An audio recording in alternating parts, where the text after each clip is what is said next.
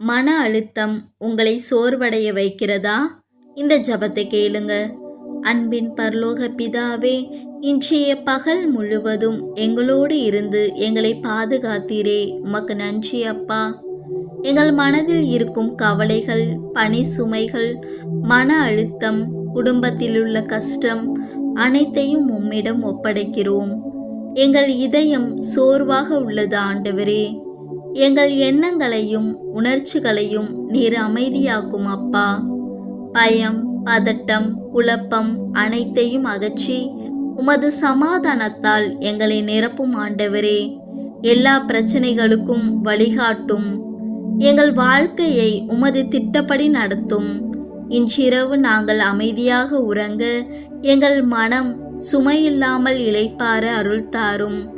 நாளை புதிய நம்பிக்கையுடன் எழுந்து நிற்க வலிமை தாரும். ஆமென்.